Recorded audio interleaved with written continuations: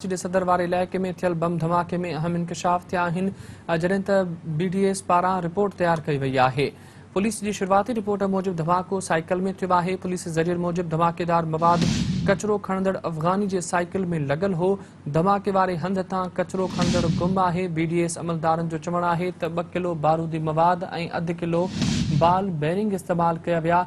BDS अमलदारनि दावा कई आहे त धमाको टाइम डिवाइस ज़रिए कयो वियो। माज़ी में अहिड़ी नोयत जा बि धमाका कया विया आहिनि।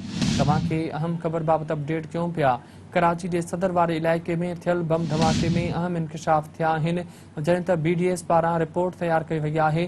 पुलिस जी शुरुआती रिपोर्ट मूजिब धमाको साइकिल में थियो। पुलिस ज़रिए मूजिब धमाकेदार मवाद कचरो खणंदड़ अफ़गानी जे साइकिल में लॻल हो। धमाके वारे हंध तां कचरो खणंदड़ गुम आहे। BDS अमलदारनि जो चवणु आहे त 2 किलो बारूदी मवाद ऐं 1/2 किलो बाल बेरिंग इस्तेमाल कया विया। BDS अमलदारनि दावा कई आहे त धमाको टाइम डिवाइस ज़रिए कयो वियो। माज़ी में अहिड़ी नोयत जा 2 धमाका कया विया।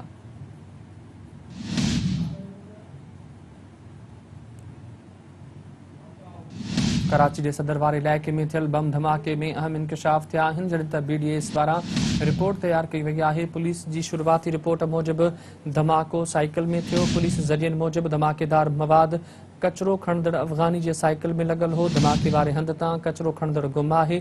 BDS अमलदारनि जो चवणु आहे त 2 किलो बारूदी मवाद ऐं 1/2 किलो बाल बेरिंग इस्तेमाल कया विया। BDS अमलदारनि दावा कई आहे त धमाको टाइम डिवाइस ज़रिए कयो वियो। माज़ी में अहिड़ी नोयत जा 2 धमाका कया विया आहिनि।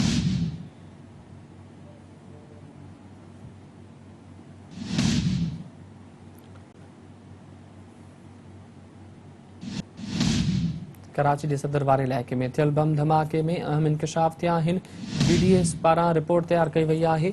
पुलिस जी शुरुआती रिपोर्ट मूजिब धमाके साइकिल में थियो आहे। पुलिस ज़रिए मूजिब धमाकेदार मवाद कचरे में खणंदड़ अफ़गानी जी साइकिल में लॻल हो। धमाके वारे हंध तां कचरो खणंदड़ गुम आहे। तफ़सील मालूम कंदासीं। अब्दुल ख़ालिक मंगी लाइन ते मौजूदु आहे। अब्दुल ख़ालिक, BDS पारां रिपोर्ट तैयार कई वई आहे कराची सदर वारे इलाइक़े में थियल बम धमाके जी, छा तफ़सील आहिनि हुन में?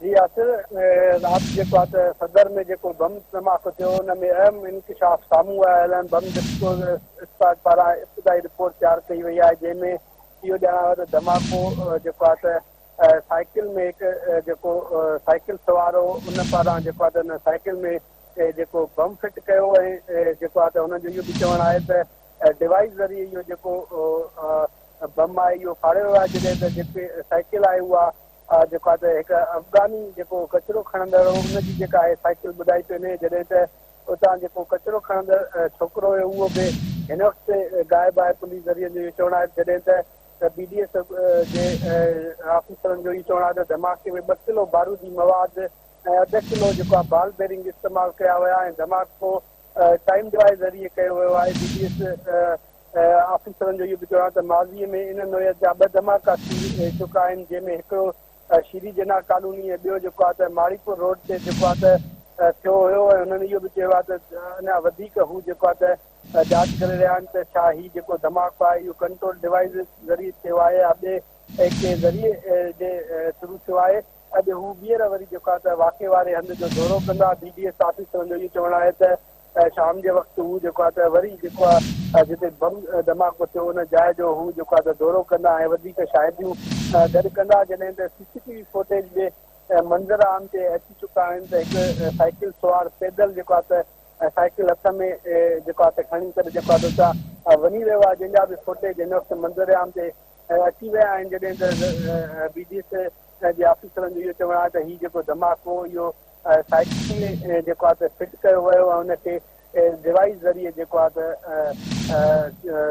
धमाको कयो वियो आहे। जॾहिं त मां इहो ॿुधाईंदो रहां त हिन धमाके में जेको आहे 10 ॼणा ज़ख़्मी ऐं 1 ॼणो जेको आहे त छॾे ते मारिजी वियो। जेके ज़ख़्मी आहिनि जिना अस्पताल इंतिज़ामिया जो इहो चवणु त राति देरि सां हुननि जो इलाज करे कंहिं घर ॾांहुं रवानो कयो आहे। कुझु जेके ज़ख़्मी आहिनि उहे हिन वक़्तु जिना अस्पताल में दाख़िल आहिनि जंहिंजो बि इलाज हली रहियो आहे। जी।